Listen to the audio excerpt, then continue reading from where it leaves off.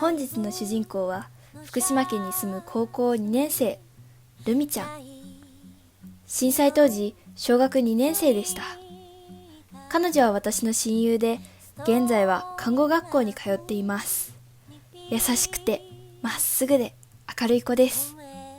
ちなみに一緒に写っているのはナビゲーターの私、中村天海です。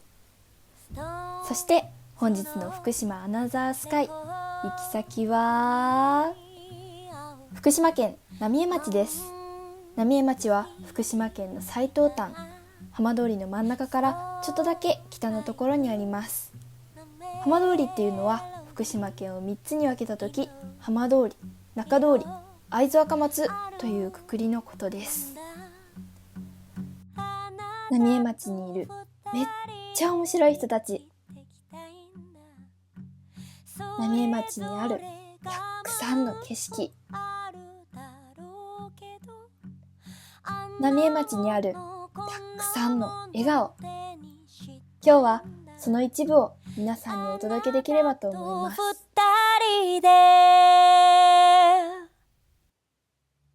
それでは行きましょうか。浪江町はもともと人口2万人の大きな町でした。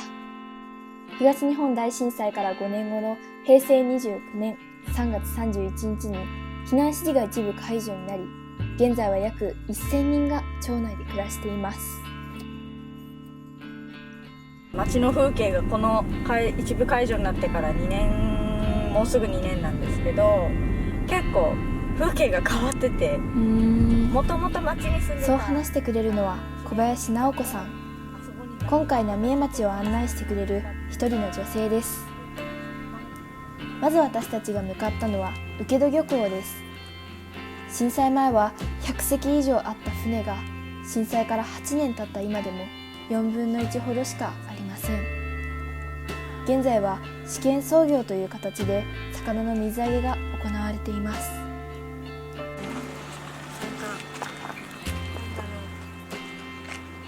初めて来てこの景色見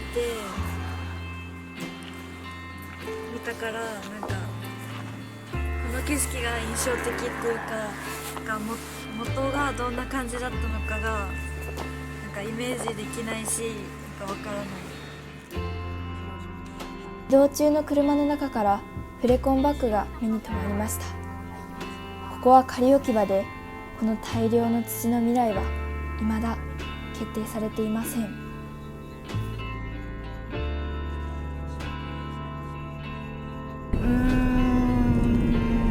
なかなかすぐこうだよねって言えることではないだろうなと思うんですけど、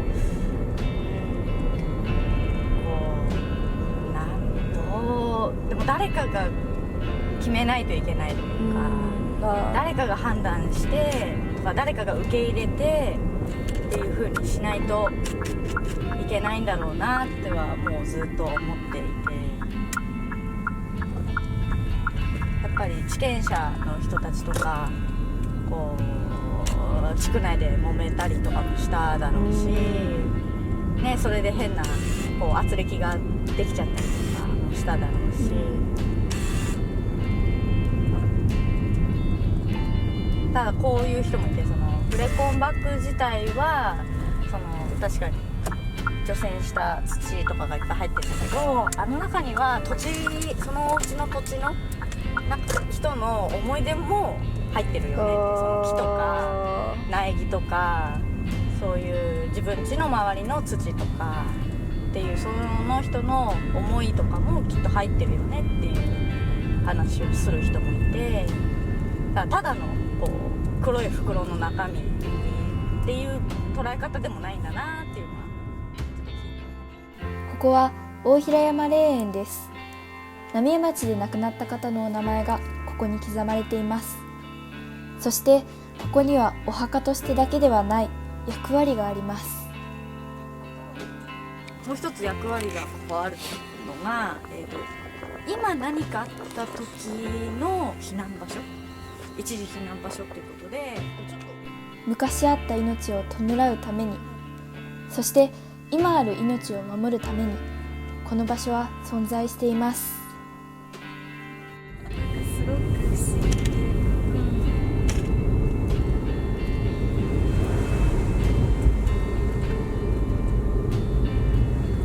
こうしてるみたいなところになんかちゃんと来たのは初めてだから、なんか不思議な気持ちで。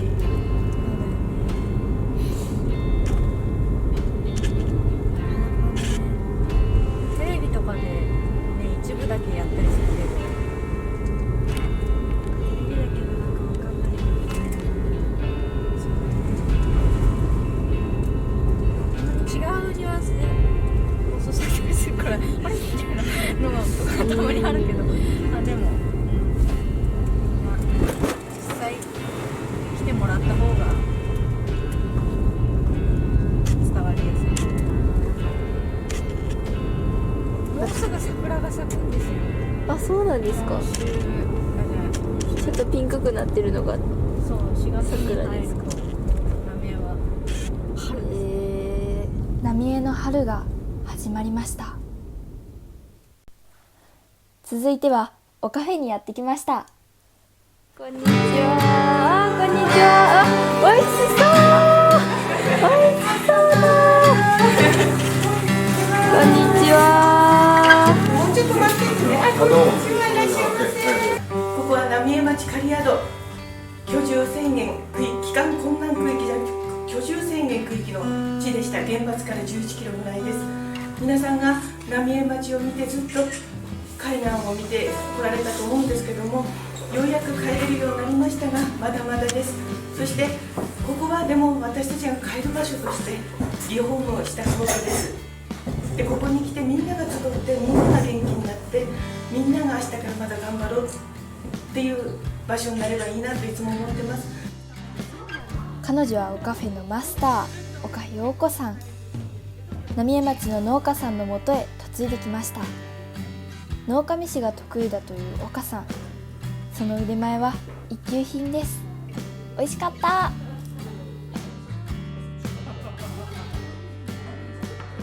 みんなが喜ぶ顔がここで見れたら嬉しいなっていつも思ってだってみんなそれぞれ頑張ってるじゃないですか。みんなそれぞれ頑張ってるからこう命があったっていうことが一番特に浜通りなんか震災で津波でそして地震で原発事故で亡くなった人がいっぱいいるのでそういう人たちが生きてくても生きられない人がたくさんいるからそういう分も私たち元気に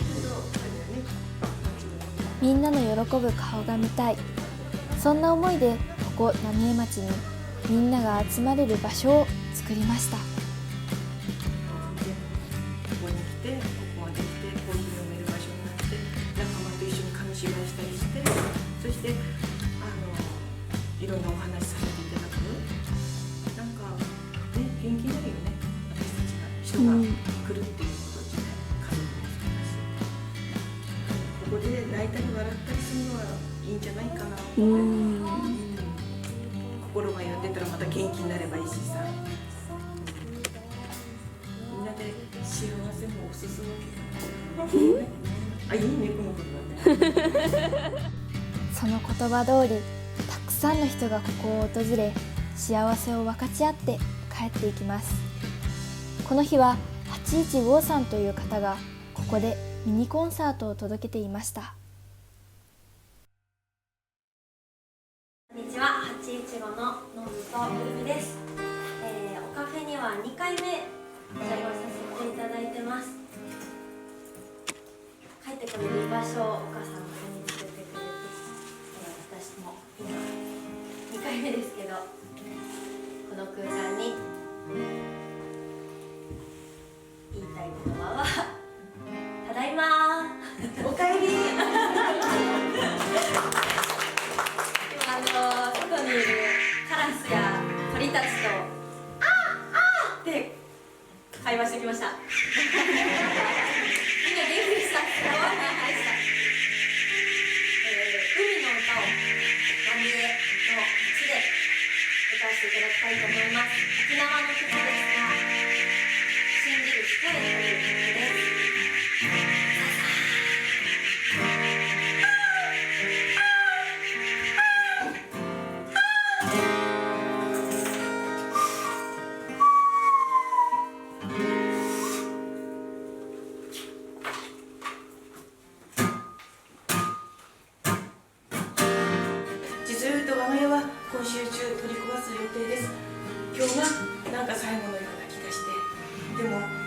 そうじゃなくてここからまたスタートだなっていう気がします。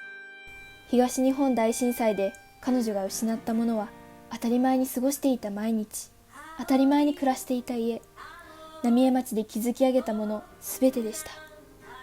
でもここは今手をかけてるから綺麗だし、草を刈ってるから綺麗だけど、そうじゃなかったらすぐジャングルになるの。そんなの悲しいよね。自分が今までいたとこ、育ってたとこがそんなになっちゃうって。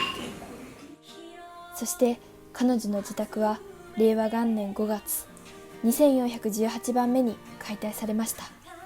でも心だけはなくさなかったとお母さんは言っていました。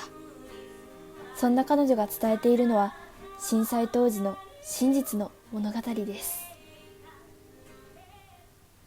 誰もいない時もありました。たった一人の時もありました。だけど伝えたいねっていう思いで仮設を回り、そしたら昔話を聞いたらおじいさんが喜んでくれたんですね。おばあさんが「ああそこの俺の話だ、知ってる話だ」って、そんなことから私たちはスタートしました。そしてもっともっと伝えたいことがある。そんなことで震災後の話、紙芝居になりました。私たちは真実を伝えたいっていう思いで今まで活動してきました。もちろんこれからもです。できることは二度と同じことを繰り返さない。そして家族を大事にしてほしい。津波来たら逃げるんだよ、そんな思いです。私は紙芝居をやって自分の居場所を見つけました。自分にもできることがあるということで、心を込めて上演させていただきます。どうぞよろしくお願いします。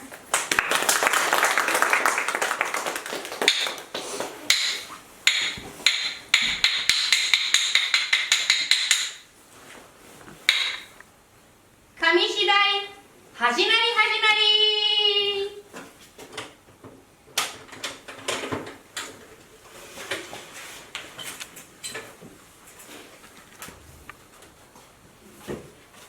ねえねえ、おじさんどうしたの？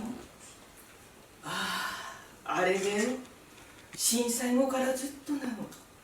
何を祈ってるの？お祈りね。今は祈りに変わっているかもね。でも最初はお詫びしていたのよ。お詫び？おじさんの向いてる先にふるさと浪江があるのよ。そうなんだ。でもなんで浪江にお詫びするの？おじさんね、浪江で消防団の団長をしていたでしょ。あの日助けられなかった命にお詫びしているの。今も8年間も毎日。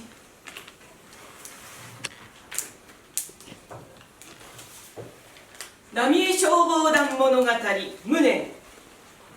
この物語は2011年3月11日東日本大震災において大地震、大津波、そして東京電力福島第一原発事故に見舞われた浪江町の消防団の物語です。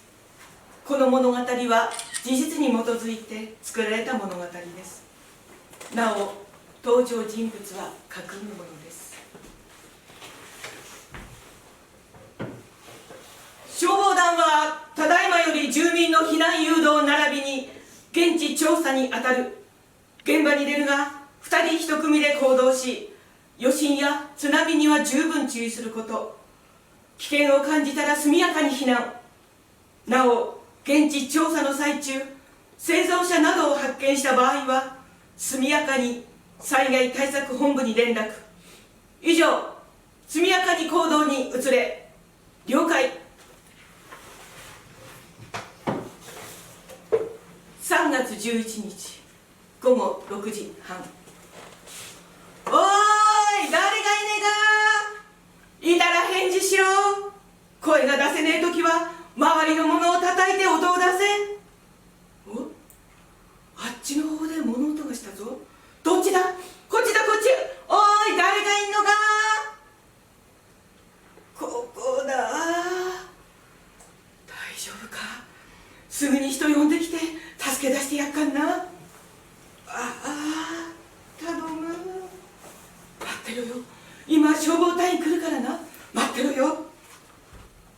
こっちでも物音がすっぞ。こりゃ俺たちの手に負えねえ。照明や機材も行くから早く帰って救助隊に頼むぞ。ありがとな。助かったよ。ばあちゃん、よく寒い川の中で頑張ったな。寒かった。おっかねかった。家ごと津波にのまっちな。気がついたら橋の欄干が見えたもんで必死に捕まったんだ。そうか、それはよかった。ありゃ、血が出てんでねえか。すぐに病院まで連れてってやっかんな。家が流さっちゃとき、じいちゃんもそばにいたんだけど、どこがここいらにいるはずだ。俺はいいからじいちゃん探してくるよ。分かった。ばあちゃんを病院に連れてったら必ず探しに来っかんな。これからどんどん暗くなっぺ。上がり戸がどうもどがいいんだ。とりあえずばあちゃんを病院に送ったら消防署の職員に来てもらうがんな。とにかくオラと一緒に病院に行ってくれ。ばあちゃん一人残しておくわけにはいかねえべ。よし、一旦みんな帰るぞ。みんな行っか。渡部は渡部がいねえぞ。無線で連絡取ってみろ。さっきから呼びかけてますがダメです。返事がありません。渡部のやつギリギリまで避難呼びかけていたからな。まさか消防団の車が流されるのを見たって人がいました。バカ言うでね。渡部は運の強いやつだ。絶対大丈夫だから心配すんな。先に本部に行ってっかんな。課長、救助に行けないってはどういうことなんだ。災害対策本部の決定です。午後8時をもって救助活動を中断、明朝をもって再開するとのことです。今から救助活動のため出動するのは危険です。とにかく朝まで待ってください。朝まで待てねえ。俺たちはよくってもあそこで助けを待っている人たちが寒さの中でずぶ濡れになってんだど。一刻も早く行ってやんねえど朝まで持たねえべ。照明器具とか機材を準備し早く行ってやっべ。ダメです。余震が続き津波警報が出る中危なすぎます。現地は知っての通り真っ暗で危険極まりない。こんな中行くと二次災害になります。お願いです。朝まで待ってください。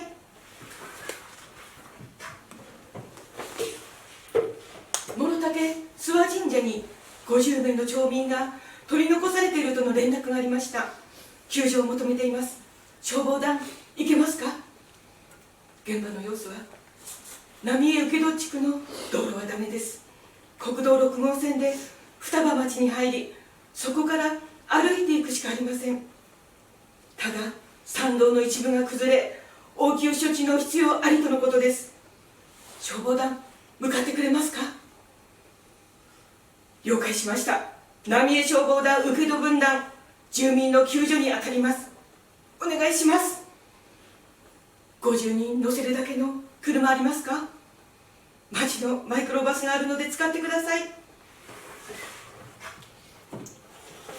ここだここ、ドーナを持ってこい。おいこっちだこっち。ダメだ、街道を直すぞ。とりあえずここに積むんだ。ライトくれえからこっち照らしてくれ。おいスコップ単に持ってこい。さあ皆さんこちらです。足元が悪いので気をつけてください。消防団の皆さんありがとう。助かりました。大丈夫ですか。あちらにバスが来てますから乗ってください。もう大丈夫ですよ。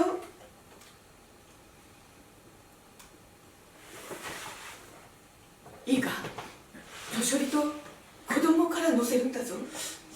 おい次のバス道を開けろ。そこ避けて、どこ避けて。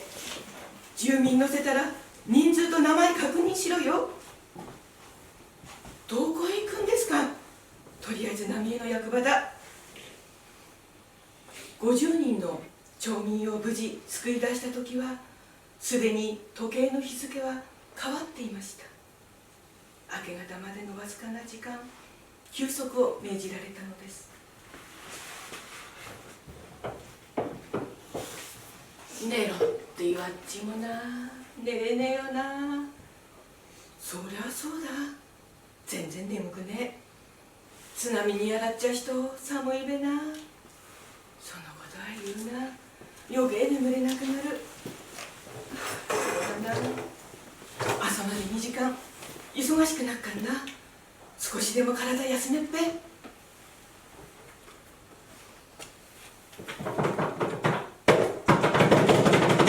なんだ、えらく慌ててるけど。原発だ。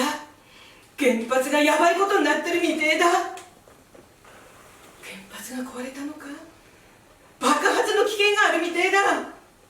何？原発が爆発したら終わりだべ。福島第一原発事故の影響で3月12日午前5時44分、避難勧告が10キロ圏内に拡大され、請戸地区は立ち入り禁止になります。そんな、あそこには救助を待つ人がたくさんいるんです。見殺しにはできません。立ち入り禁止となった以上、あなたたちに行けとは言えません。救助は消防署員と自衛隊がタイベックスーツを着て対処します。皆さんにはそうした制服がないので基本近づけませんが、車の中から10キロ圏内にいる住民に避難を呼びかけてください。そんなに原発は危ねえのか。危ないかどうかは分かりません。東電の職員の様子からすると明らかに普通でないことが起きています。車で回るときは必ず窓を閉め、できるだけ外に出ないようにしてください。3月12日、浪江町消防団には住民の避難誘導が命じられ、救助活動は陸上自衛隊および双葉消防署の手に委ねられました。しかし同日午後3時36分、福島第一原発1号機水素爆発、ドンという音とともに山陰に上がるキノコ雲を確認したのは、避難先の仮の小学校で住民のために炊き出しをしている時でした。誰ともなく終わったなとつぶやいたのでした。その日、消防職員、自衛隊も浪江町から避難を余儀なくされたのです。そして2日後に3号機が爆発しました。これで避難所側の何回目だ。7回だか8回だかよくわかんねえ。おらはいいけど年寄りは答えっぺな。ところで4月22日をもって消防と自衛隊が捜索を再開したらしいけど、どうなんだべな。消防の職員が言ってたけど、あの日から1月以上も経ってっぺ。ひでえ状況らしいんだ。上がった遺体も痛みがひどくってみらっちゃもんでね。やっぱ遺体が上がってっか。オラが報告した場所からも上がったみてえだと。そうか、やっぱりな。畜生、あん時助けておけば助けらっちゃ命あっただろうに。すまねえな。俺たち許してもらえべな。そんなことはね、お前たちが悪いんでね。全ては原発だ。原発が悪いんだ。あまり自分を責めるな。町の門は消防団に感謝してるからな。原発さえなければ、放射能さえなければ、俺たちだって救助活動に参加できたんだ。まだまだ助けられたはずだ。悔しい。原発事故さえなければ、あれから8年になろうとしていますが、今なお多くの消防団員は助けられなかったことを悔やみ苦しんでいます。迫り来る炎と違い、匂いも熱も感じない放射能。見えないだけに対処の方法が分かりません。見えないだけにどこまでも恐怖は膨らみ続けます。分からないだけにいつまでも救えたのにという無念は消えません。分からないだけに帰れるのか帰れないのか、帰っていいのか帰ってはいけないのかの判断はできません。原発事故を交通事故と比較し、事故による死者数は少ないという人がいます。単に数字の比較だけでは原発事故の無情さは伝わりません。見えない恐怖、わからないことに対する不安はいつまでもいつまでも人の心を傷つけ続けるのです。それが原発事故です。この物語を通して少しでも理解が広がることを願っています。おしまい。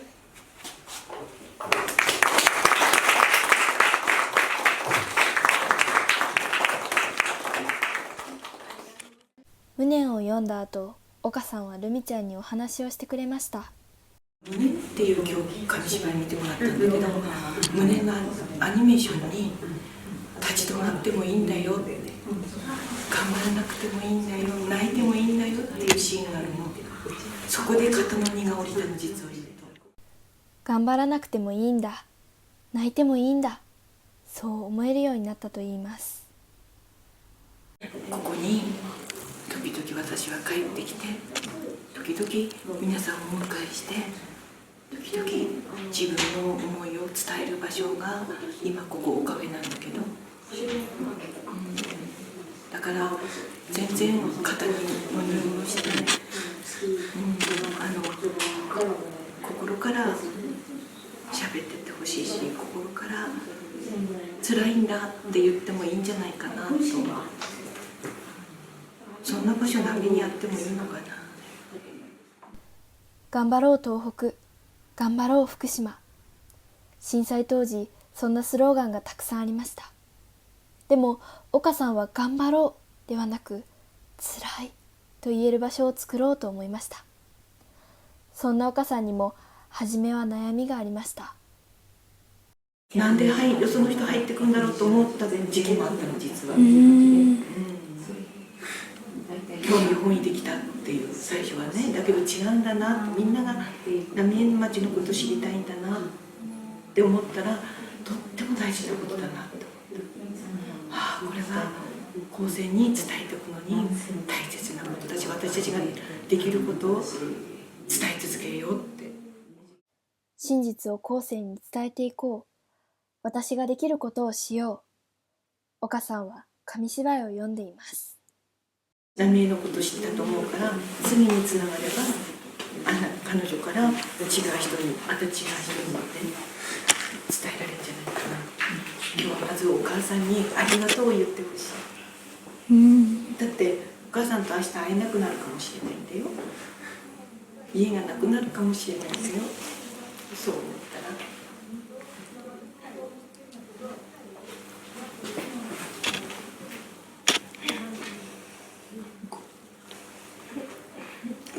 感謝感謝っていう言葉ちゃんと胸に、お友達にも会えなくなるかもしれないからそれは大事にしてほしい。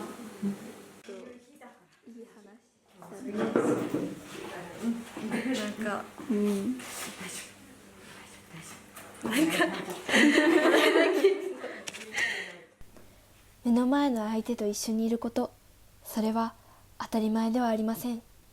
当たり前ではないからこそ感謝をしよう、そう思いました。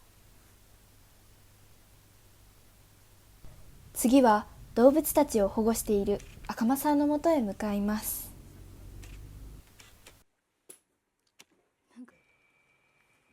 この方は赤間徹さん。浪江町の自宅で震災直後から動物たちの保護をしています。人たちが本当に千葉から大潟県までこの道路を目いっぱいになって、この浪江の方向に町の方向に下がってくる光景を見たんですよ。だから本当に自分の家に帰ろうとして多分下がってきたと思うんです。やっぱそういう光景を見たんで、もう黙っておけなくて、でそれからずっと保護するように。最初のうちは保護する場所がなかったんでね、餌をだけずっと毎日餌やりをしたわけ。でもそれでもキリがないんで、もう自宅をもう保護したやつを全部入れて。全町避難で人間がいなくなった後の浪江町にたくさんの動物が残りました。その光景を見て自分が保護しよう、そう思ったといいます。やっぱりだって動物たちには何の責任もないし、だから今回だってほらやっぱりね、人間のせいでやっぱりこういうもう人間がいないとこにいるようになっちゃったんで、人間の身勝手で突然運命が変わってしまった動物たち。そんな彼らを救ったのが赤間さんでした。赤間さんは2013年の9月から800匹以上も保護しました。私なんかは本当に最初からもう自分でできることだけやろうっていう感じで、もうだからお金も何も集めない、もう自分のお金で自分にできる最大限を今日も動物たちに注いでいます。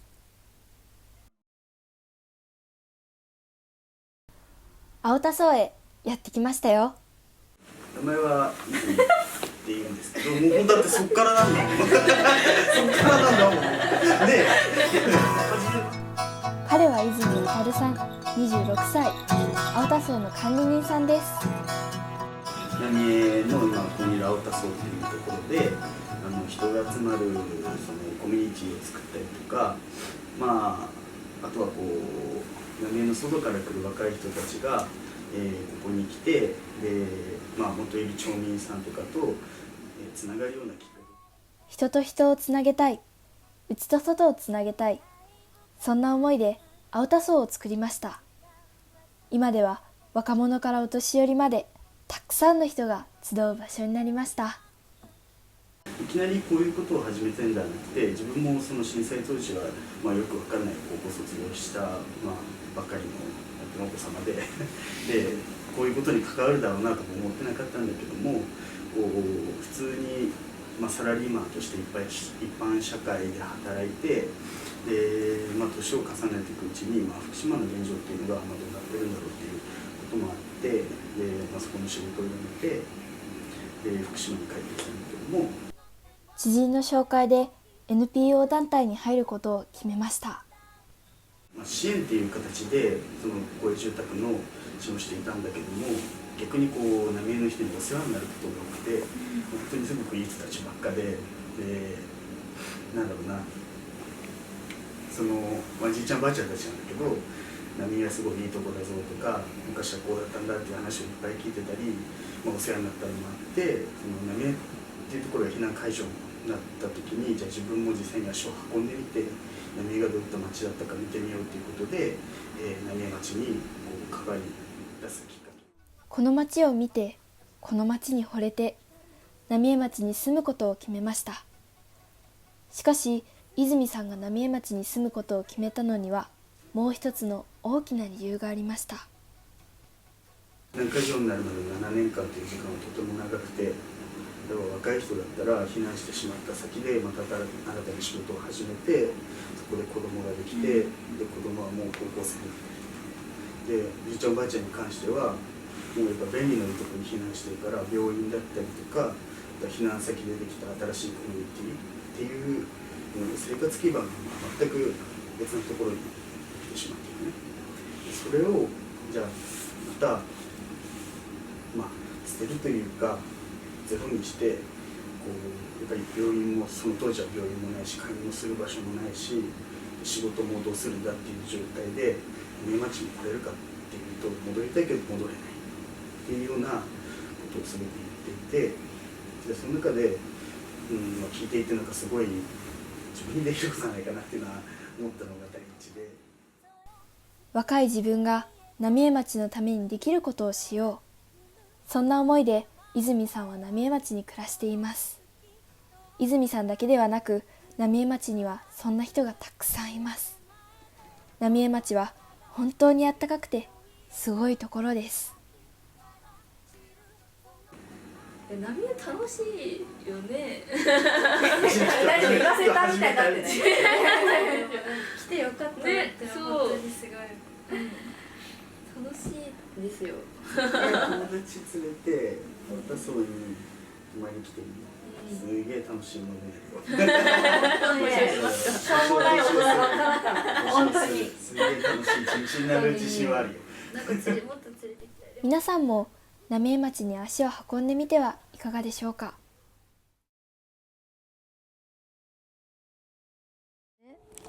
今までさ、浪江のことどう思ってた？来る前普通にもう直感的に浪江って聞いて、危ないみたいなイメージがやっぱり強かったのかなって思う。なんかその帰還困難区域とかさ、なんかそういう風になんか言われるとその言葉を信じるじゃん。そう、わかる。でその言葉はさ、その言葉を聞くと悪いイメージしかないっていうか。今日ルミちゃんの目に映ったのは、テレビで見たあの光景とは少し違っていました。なんか知らなかったことが恥ずかしいかなって思っちゃう、思っちゃう。そうだよね。なんか最近思うのがさ、うちさ、ここに来るまでなんていうのかな、死んだ人がいたっていう感覚がなかったの。地震で震災でってこと？なんかだって正直さ、うちらはさ普通にさ生活できてるし、普通に生きていけるじゃん。でてか今周りの人も生きてるし、普通に幸せに生活してるけどさ、そうじゃなくて、テレビに映ってたことが本当のことで、なんかのテレビの中でさ、命を落とした人がいたっていうことをここで知ったっていうか、気づいたっていうか、なんか慰霊碑、うん見て実感したかもしれない、うんあ、こんなにいるんだって、うんなんかテレビで見てるとやっぱり遠いかもしれない。ね、そう、身近じゃない、わかる。遠い存在。遠いね。なんか距離がいくら近くてもなんか遠く感じてしまう、きっとここだけじゃないんだけどね。わからないっていうか、なんか全部わかんないとかさ、知らないとかって言っちゃダメなのかなって思った。そうだよね。もしかしたらね、知ろうとしてなかったっていうのは大きい、でもやっぱり来てみないとわからない。わからない。なかなか来る機会もないしね。なんか震災のさ、授業とかあるじゃん。ある。ちょっとあれのさ、意味がさ、わからなくなる、時々私は。なんかこの間もやったけど、なんか科学でやったんだけど、なんか放射線とか、なんか変な資料みたいなの渡されて、福島県だからっていうのがあると思うんだけど、渡されて授業でなんか刺されて読めみたいなのあって、なんかいくらなんかみんな真面目にやらないじゃん、普通に読むじゃん。だから全然わかんないし、知ろうともしてなかったから、なんかその単位のこととかもさ、いくら言葉でめっちゃ聞いてても実際にはわかんないなっていうのはすごいある。なんかその風評被害のこととか勉強しても結局その勉強で答えなきゃいけないから答えるけど、実際のところどうなんだろうってね。やっぱ人の声って大事だよね。そういうのじゃなくて、今日聞いたみたいな、そう行ってみて見て聞いてっていうのってね、大事だね。なんかそれしないとただのなんか知ってるふりっていうか知ったかぶりっていうか、なんだろうね、なんだべね。この町に来て私たちは震災が人々から奪ったものの大きさと自分から知ろうとすることの大切さを学びました。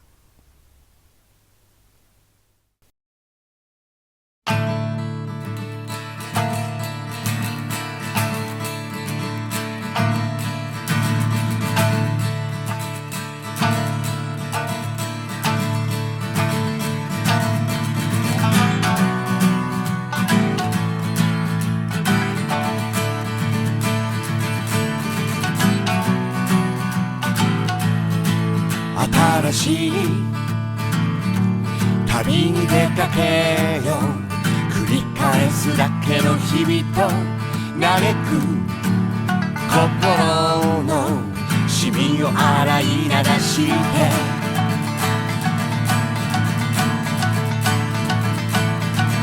千年代いつも通りの日常の中にいて歯を磨く君の姿が凛々しく見えた、凛々しく見えた、凛々しく見えた。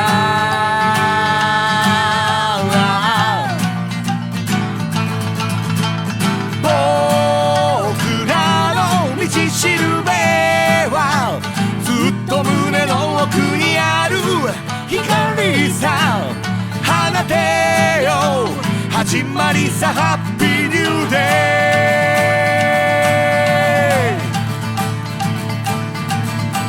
イ。湧き上がる希望の歌を今この声に乗せて、過去の僕たちもその中にちゃんと混ぜて、ちゃんと混ぜて連れて行くよ。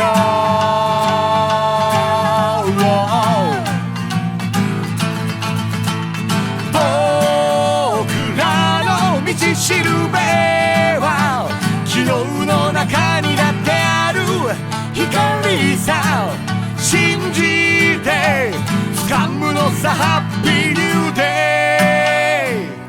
イ、ハッピーニューデイ、ハッピーニューデイ。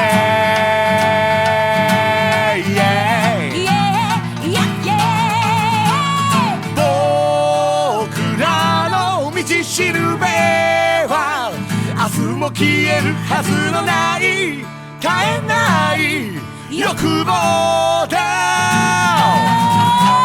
僕らはまだまだやれる、毎日を超えてゆける、進む信じれば、今ここにハッピーニューデイ、今ここにハッピーニューデイ、今ここにハッピーニューデイ。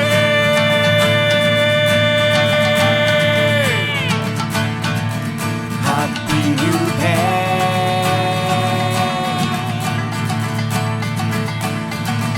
ハッピーニューデイ。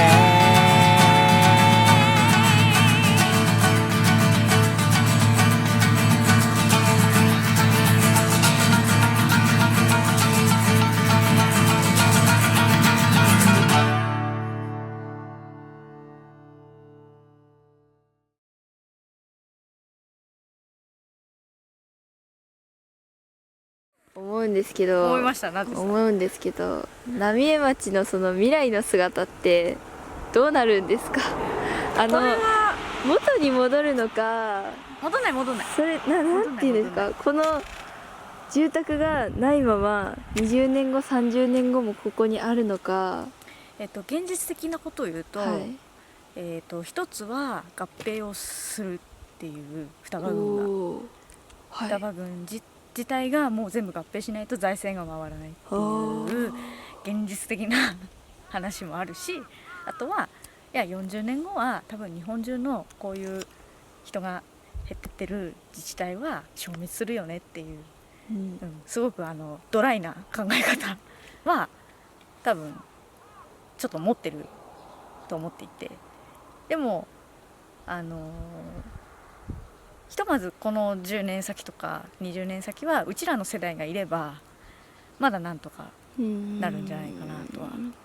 多分50年後とかはもう分かんない。うちも多分死んではないと思うけどよぼよぼだろうし、そうですよね。今ほどは今現役の人が現役世代でいるうちはなんとか町としてはやっていけるんじゃないかなとは思うけど、現実的にこの町のだけじゃなくて他の自治体もそうだけど、もう財政が回らなくなればもう合併するか何かするか、もう規模をめちゃくちゃ縮小して住む場所をもうコンパクトにしていくしかない。それはでもここだけの話じゃなくて日本全国同じ話なので、っていう。なんか今の話として今のっていうか現実の話として、その女川原発の再稼働とかあるじゃないですか。なんでこんなんなってんのになんでって思うんですよ私。だってそれ以外にも方法あるじゃないですか。電気なんて、あるね、ソーラーパネルだってこうついてたし、あっちにいっぱいあるよ。あったしいっぱいあるよ。めっちゃいっぱいあるよ。だってこんなにだってソーラーやるにしてもだってここに全部置くだけでも結構できるじゃないですか。太陽光は国が20年間をめどにこう支援するっていうふうに言ってて、ただその先がないっていうか、っていう話もあるし、ただ浪江が目指してるのはその電気のエネルギーの地産地消を目指すっていうことは言っていて、なので太陽光もそうだし他の何かエネルギーに変わるものとかは頑張ってみんな考えてるけどね、だから原発はもうちょっとねアレルギー持ってる人もいっぱいいるし、そうですよね、再稼働とかの話はちょっとね、あんまりね耳にはしたくないよねっていう多分気持ちの人の方が多いと思うんだけど、でもどうしても原発がないと生きていけない人たちも世の中には多分いると思っていて、それは多分誰も悪いわけじゃなくて、そういう世界で生きてきた人たち、その人たちの生き方の中に原発があったとしたらなかなか捨てきれるものではないだろうなという気持ちも分かる、難しいけど、そうか、